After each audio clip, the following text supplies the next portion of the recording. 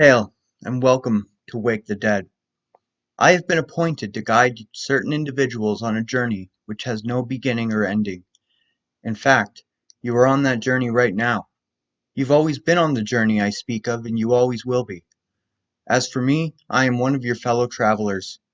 I hold no special rank of authority which makes me superior to you, and I cannot teach you anything you don't already know deep down.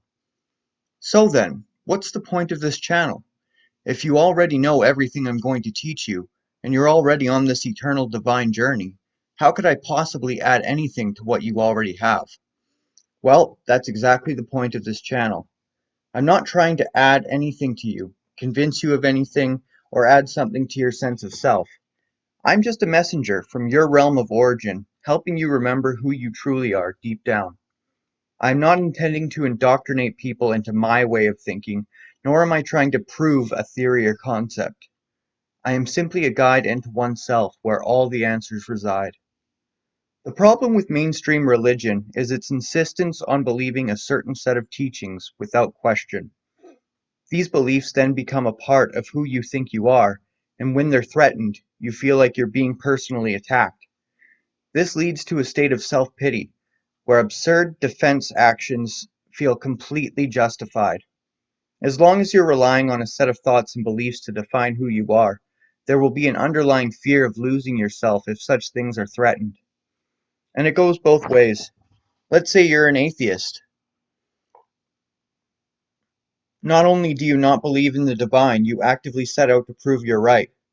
When a religious group comes to you and tries to present their beliefs, you feel like your very sense of self is in danger because in your mind, an atheist is who you are. That means if there were a higher power, you would be wrong, which to the ego feels like a life or death situation. No longer is this a debate in your mind, your life is at stake. At this point, you'll likely feel like an unjust victim being attacked by these evil ministers. The examples are endless: conservatives and liberals, policemen and criminals, atheists and religious people, misandrites and misogynists, the US and terrorists, Islam and infidels. The list goes on almost indefinitely. Such people have been taught that their race, gender, religion, political stance, occupation, or financial standing makes them who they are.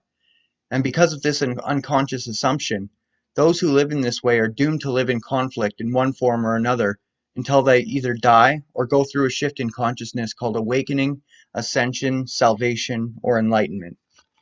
Every time you get angry, there is an underlying fear. Every time a painful emotion gets triggered, something in you is not being acknowledged.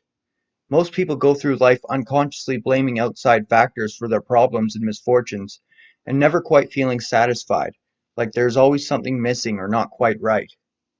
Most people live almost entirely through their ego.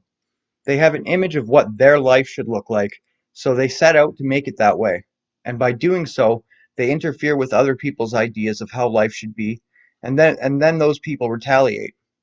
Sometimes people hurt us, seemingly for no reason, but when we get honest, it becomes apparent we are ultimately the cause of our life's troubles. System of a Down wrote, "When you lose small mind, you free your life."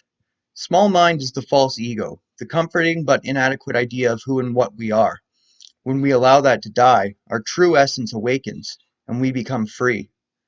That's my intention with this channel. Over a series of volumes diving deep into various aspects of the path to transformation, I hope my channel can act as a catalyst to start the process of awakening. Once this process is started, it cannot be reversed, only slowed down.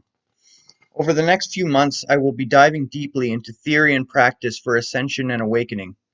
I will be discussing metaphysics, mysticism, magic, occult science, esoteric philosophy, meditation, shamanism, divination, sacred geometry, and more.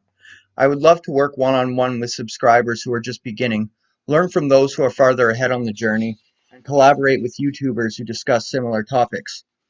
Again, you may call me Shadowstar. I will leave a link to my Twitter and my email in the description. Hail and blessed be.